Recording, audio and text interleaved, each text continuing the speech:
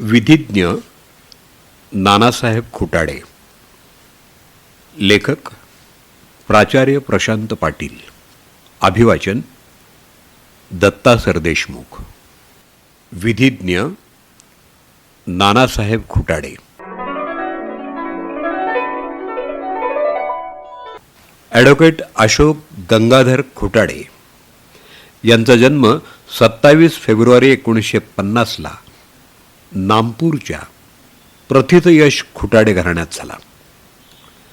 स्वातंत्र्यपूर्व काळात त्यांच्या कुटुंबाचे ऑइल मिल, शेती आणि अनेक व्यवसाय नामपूरला होते. त्यांचे आजोबा नामपूर परिसरातले प्रसिद्ध सावकार होते. मोठ्या एकत्र कुटुंबात जडणघडण झालेले नानासाहेब खुटाडे यांचे वडील स्वातंत्र्यसैनिक होते. श्रीयुत गंगाधर खुटाडे समाजकारण आणि राजकारणात 40 वर्षांपेक्षा जास्त काळ सक्रिय होते. 15 वर्षांपेक्षा जास्त काळ नामपूर काँग्रेसचे ते अध्यक्ष, तर 1962 साली जिल्हा परिषदेचे सदस्य होते. त्यांच्या वडिलांनी आयुष्यभर कोणताही व्यवसाय न करता पूर्ण वेळ सामाजिक कार्यासाठी स्वतःचं आयुष्य खर्ची घातलं. नामपूर इथं प्राथमिक आणि माध्यमिक शिक्षण झाल्यावर नानासाहेब HPT कॉलेजमधून BA तर LBT लॉ कॉलेजमधून LLB झाले.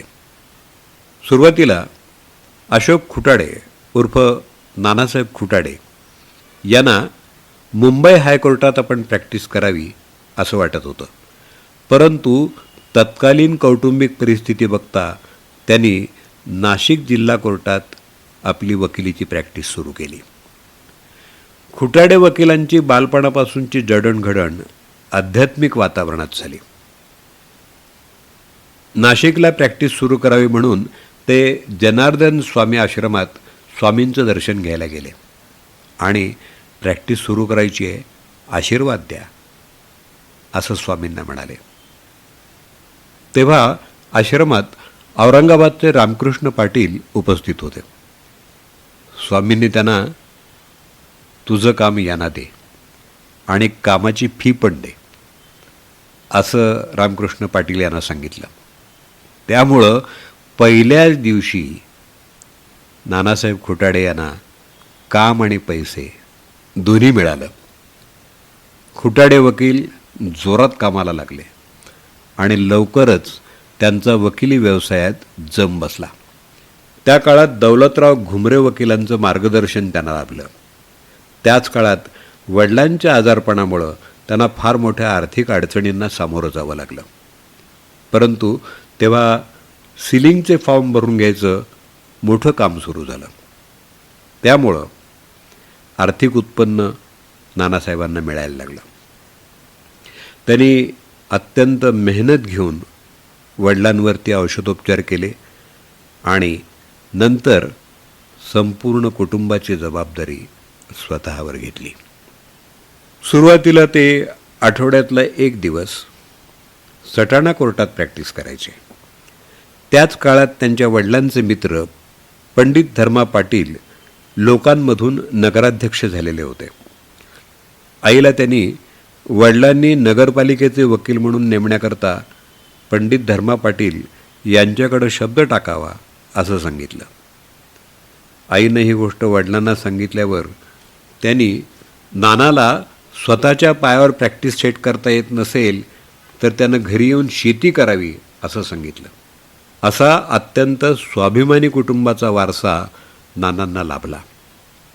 1987च्या सुमाराला RK ओढेकर वकिलांनी त्यांना काही शैक्षणिक संस्थांची विश्वस्त कायद्यासंबंधीची कामं सोपवली आणि त्यानंतर विश्वस्त कायद्यातले एक निष्णात विधिज्ञ म्हणून ते प्रसिद्ध झाले. उत्तर महाराष्ट्रातल्या बहुतेक प्रमुख संस्थांची कामं त्यांच्याकडे येऊ लागली. प्रमुख शैक्षणिक आणि देवस्थान संस्थांचे कायदेशीर सल्लागार म्हणून नानासाहेब कार्यरत झाले. प्रॅक्टिस करतानाच त्यांनी आध्यात्मिक वाचन आणि संत सहवास चालूच ठेवला. याच माध्यमातून त्यांनी आपल्या नामपूरला रामायणाचं आयोजन केलं. यशवंत लीलामृतचं प्रकाशन केलं. आपल्या वडिलांपासून सुरू असलेलं वाचनालय आयुष्यभर स्वखर्चानं उत्तमरित्या चालवलं आणि नुकतंच वाचनालयाचं नाव कायम ठेवण्याच्या अटीवर वाचनालयाच्या एकरभर जमिनीसहित वाचनालय मराठा विद्याप्रसारक समाज संस्थेला दान केलं. जमिनीसहित वाचनालयाच्या इमारतीचं आजचं बाजार मूल्य 3 कोटींपेक्षा जास्त आहे. डॉक्टर वसंत पवार आणि नानासाहेब खुटाडे शेजारी राहत होते. ही त्यांची मैत्री आयुष्यभर टिकली. वक्तृत्वाची नैसर्गिक देणगी लाभलेले खुटाडे वकील विद्यार्थी दशेपासून विद्यार्थी चळवळीत सक्रिय सहभागी होत. अनेक संस्थांमध्ये त्यांना आजही वक्ते म्हणून आमंत्रित केलं जातं.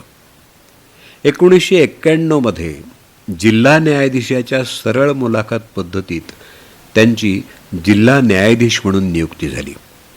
परंतु कुटुंबाचा आग्रह, नाशिक इथं उत्तम चालू असलेली प्रॅक्टिस तसंच आईच्या आग्रहाखातर त्यांनी या जिल्हा न्यायाधीश पदावरती रुजू व्हायला नकार दिला आणि विश्वस्त कायद्यातल्या आपल्या ज्ञानाचा समाजासाठी उपयोग करायला त्यांनी प्राधान्य दिलं. आपल्या प्रदीर्घ वकिली व्यवसायातून स्वराज्य जरी आपलं असलं तरी कायदे ब्रिटिशांचे आहेत. काळानुरूप त्या कायद्याचं भारतीय समाजाला साजेसं प्रारूप तयार होणं आवश्यक आहे असं त्यांना वाटतं. अनेक जुने अनावश्यक कायदे रद्द करण्याची जशी आवश्यकता आहे तसंच नवीन बदलांमध्ये कायद्यांमध्ये आपलेपण आणि भारतीयपण दिसलं पाहिजे. ते त्या ताकदीचा दिसत नाही अशी त्यांना खंत वाटते.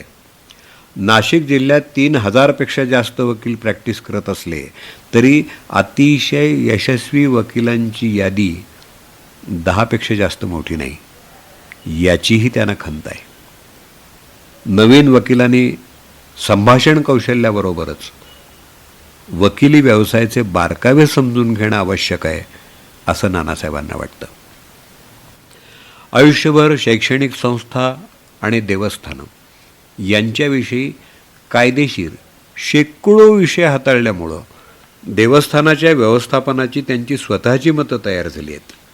त्यांच्या मते देवस्थान संबंधित कायदा आणि त्याचे परिणाम आणि निकष एका मोजपट्टीनं मोजावेत अशी परिस्थिती आज खरोखर उपलब्ध नाही. त्यामुळं विश्वस्त कायद्याचं नियंत्रण देवस्थानच्या माध्यमातून स्वतंत्र करावं.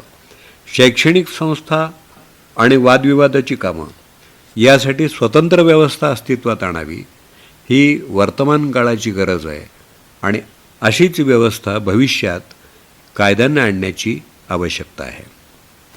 त्यांच्या सुविद्य पत्नी तसंच 2 मुलं, सुना, नातवंड असं त्यांचं कुटुंब त्यांच्या संपूर्ण वकिली व्यवसायात, समाजकारणात, आध्यात्मिक कार्यक्रमात त्यांना सक्रिय पाठिंबा देत होतं. नानांनी गोदावरी बँकेचे उपाध्यक्ष म्हणून 12 वर्ष काम पाहिलं. सप्तशृंगी निवासी देवी ट्रस्टवर विश्वस्त, ॲडव्होकेट मल्टीपर्पज सोसायटीचे संचालक, उन्नती एज्युकेशन सोसायटीचे संस्थापक संचालक, लाड शाखीय वाणी समाज धर्मदाय शैक्षणिक मंडळ पंढरपूरचे उपाध्यक्ष अशा अनेक संस्थांवर नानासाहेब खोटाडेंनी काम केलेलं आहे. नानासाहेबांना अनेक पुरस्कार मिळाले होते. त्यांनी आपल्या वडिलांच्या जीवनपटावर गंगाजल तसंच कोविड काळातल्या वेळेचा सदुपयोग करत लिहिलेल्या आपल्या आयुष्यातल्या आठवणींवर समर्पण अशी 2 पुस्तकं प्रसिद्ध केली होती. दोन्ही पुस्तकातून त्यांनी वकिली व्यवसाय, अध्यात्म, संत साहित्य, समाजव्यवस्थेतली गेल्या 50 वर्षात झालेली स्थित्यंतरं, तरुणांसाठी मार्गदर्शक गोष्टी याचं विस्तृत विवेचन केलेलं आहे. ही दोन्ही पुस्तकं वकिली व्यवसायात प्रॅक्टिस करू इच्छिणाऱ्या तरुणांसाठी तसंच समाजकारण, राजकारण, अध्यात्म या सर्व क्षेत्रासाठी मार्गदर्शक आहेत. नानासाहेबांचं 9 एप्रिल 2023ला दुःखद निधन झालं. तोपर्यंत ते नियमितपणे आपली प्रॅक्टिस करत होते, मार्गदर्शन करत होते. शेवटपर्यंत संपूर्ण उत्तर महाराष्ट्रातल्या शैक्षणिक, धार्मिक, विश्वस्त संस्थांचे ते प्रमुख मार्गदर्शक होते. अनेक संस्थांमधले वाद त्यांनी चर्चेच्या माध्यमातून सोडवले होते. तसंच संस्था दीर्घकाळ चालण्यासाठी, वादविवाद टाळण्यासाठी अतिशय उपयुक्त मार्गदर्शन केलं होतं. त्यामुळं अनेक संस्था काळाच्या ओघात कायदेशीर अडीअडचणीतून पार पडत समाज उपयोगी कामं करत आहेत. नानासाहेब खोटाडे वकिलांचं कार्य वकिली व्यवसायात काम करणाऱ्या भावी पिढ्यांसाठी मार्गदर्शक ठरेल यात तिळमात्र शंका नाही. विधिज्ञ नानासाहेब खोटाडे या व्यक्तिपरिचयात्मक लेखाचं वाचन आपण ऐकलं. लेखक प्राचार्य प्रशांत पाटील. त्यांचा संवाद ध्वनी 9511859939 9511859939. अभिवाचन दत्ता सरदेशमुख. 8329730186.